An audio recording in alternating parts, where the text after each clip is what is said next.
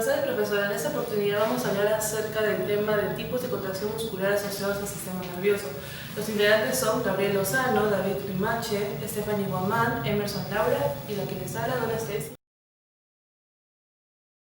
Continuando con la explicación sobre la contracción muscular, que las terminaciones nerviosas por medio del cerebro llegaban hasta el músculo, por medio de las neuronas motoras. Estas llegaban al músculo y por medio de neurotransmisores liberaban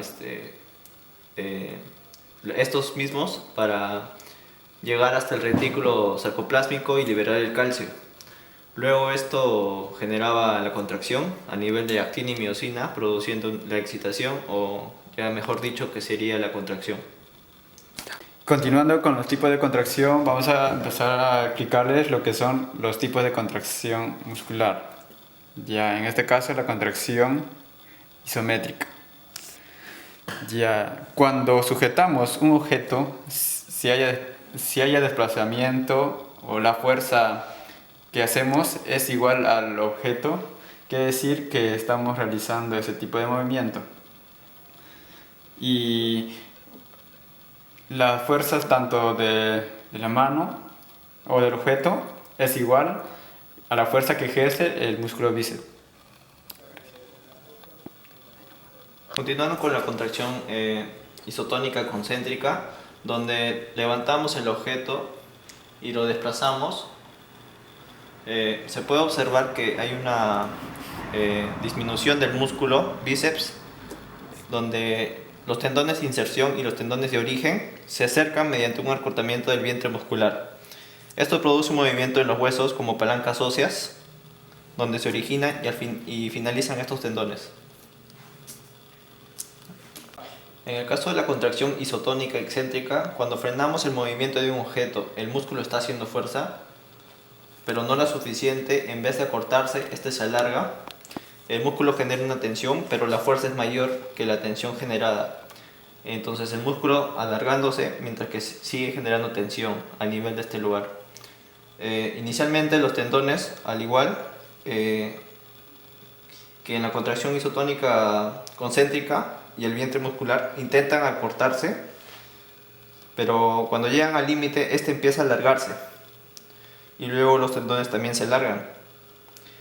Por ejemplo, cuando tenemos que sujetar un peso con los brazos ligeramente superior al que podemos los músculos, estos van cediendo y alargándose.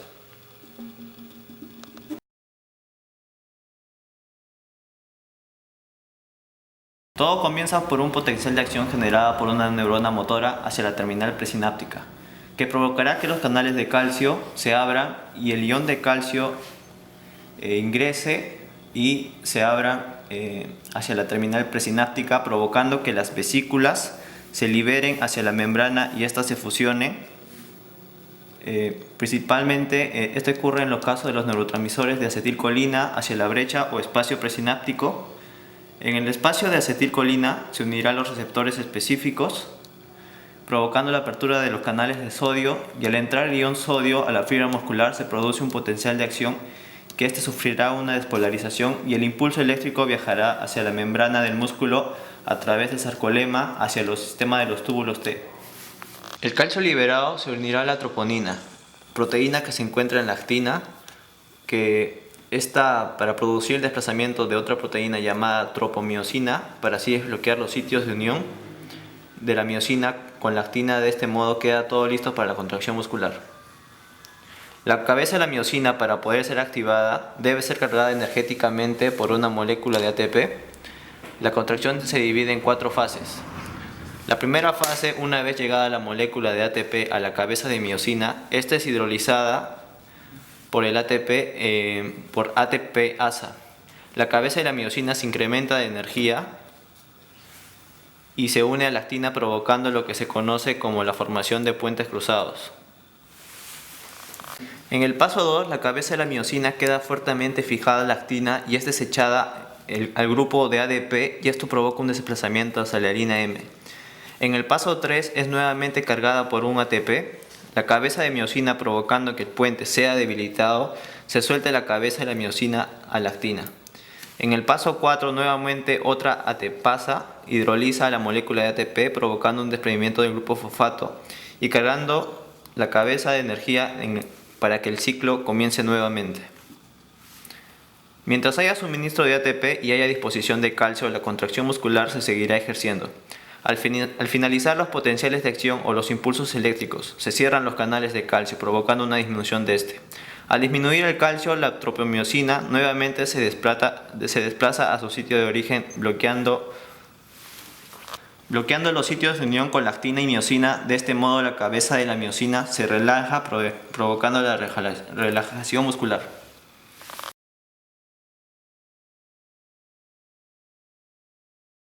Continuando con el músculo estriado cardíaco, voy a hablar, ya que es el órgano común de este tipo de músculo, que es el corazón, que presenta dos partes. La parte de derecha e izquierda, es considerado una de las bombas principales y la derecha como la bomba auxiliar. Cada una de estas bombas es bicameral, presenta dos partes como los atrios, atrio derecho, atrio izquierdo, ventrículo derecho y ventrículo izquierdo. Continuaría mencionando lo que es el mecanismo o la forma como se da lo que es la contracción. En las paredes presenta una red de células musculares especializadas que envían señales de contracción al resto de los músculos cardíacos, provocando una contracción. Este grupo de células se denomina sistema de contracción cardíaco, conformado por sus partes como el nódulo auricular, el nódulo auriculoventricular, el fascículo de HS, las ramas de fascículo y las fibras de Purkinje que rodean lo que es el ventrículo derecho y el ventrículo izquierdo. Esta se da de esta forma: el nódulo auricular indica unas señales que se contraiga y seguido la señal se desplaza hacia el nódulo aurículo que vemos aquí.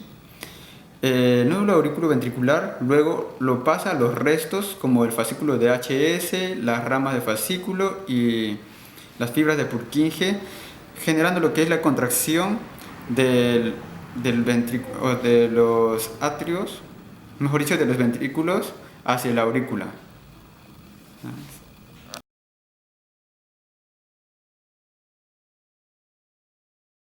Vamos a hablar acerca de la contracción del músculo liso en el estómago. Primero vamos a nombrar las partes. Este viene a ser la parte del píloro, fundus, cuerpo, antropilórico y píloro. Las fibras musculares lisas del aparato digestivo pertenecen a la variedad del músculo liso unitario o visceral, el cual tiene la propiedad de disponer de uniones comunicantes, que vendrían a ser pequeñas uniones comunicantes, uniones gap, entre las membranas celulares, permitiendo su funcionamiento como un sinsitio. Estas fibras tienen dos tipos de actividad eléctrica en su membrana. Tienen la actividad eléctrica basal u ondas lentas. Son ondas de despolarización y repolarización que se producen con una frecuencia baja que no dan lugar a fenómenos contráctiles. Potenciales a mesetas y espigas son ondas de despolarización que alcanzan el umbral y dan lugar a potenciales de acción. La estimulación simpática inhibe el desarrollo de este tipo de respuestas, mientras que el parasimpático las estimula. Las motoras digestivas tienen como transporte de los alimentos a un ritmo adecuado para que permita la absorción. Tiene fragmentación de los alimentos que está mezclado con las secreciones digestivas. En términos generales hay dos tipos de movimiento: la propulsión o peristaltismo, y B, que es la mezcla que mediante movimientos peristálticos débiles y movimientos segmentarios, motilidad gástrica. A nivel de la pared gástrica, en su capa muscular se diferencia una tercera capa de fibras musculares lisas o capa oblicua, que incrementa la capacidad contráctil de esta proporción del aparato digestivo. Propulsión o peristaltismo. Mezcla mediante un movimiento peristálticos débiles y movimientos segmentarios. A nivel de la pared gástrica es una capa muscular. Se diferencia una tercera capa de fibras musculares lisas o capa oblicua que incrementa la capacidad contráctil de esta porción del aparato digestivo. Relajación receptiva o de llenado. El estómago vacío tiene un volumen de unos 50 milímetros y en una comida normal puede llegar a albergar unos 1500 mililitros, para que no se produzca el consiguiente incremento de presión en su interior. La musculatura gástrica se relaja. Esta relajación se produce por acción del centro de deglución, el cual, antes de que el bolo alimenticio llegue al interior estomacal, produce una relajación de las fibras musculares lisas. Ondas peristálticas. Son ondas de contracción que sirven principalmente para mezclar el bolo alimenticio con las secreciones gástricas, dando lugar a una solución denominada quimo. Además, la fuerza de estas contracciones colabora en la fragmentación mecánica en los alimentos. Estas ondas contráctiles se originan en el cuerpo donde son débiles, desplazándose hacia el antro, donde va aumentando de fuerza. La frecuencia de aparición es de unos 3 minutos y se desplaza a una velocidad de 1,2 centímetros por segundo. Vaciamiento. El vaciamiento del estómago está determinado por la fuerza de las ondas peristálticas y el tono del esfínter pilórico. Normalmente el esfínter pilórico está relajado y se produce su cierre al llegar a la onda peristáltica, lo cual obliga a que la mayor parte del contenido estomacal arrastrado por la onda peristáltica choque contra el píloro y la vuelva hacia atrás, pasando tan solo una pequeña fracción.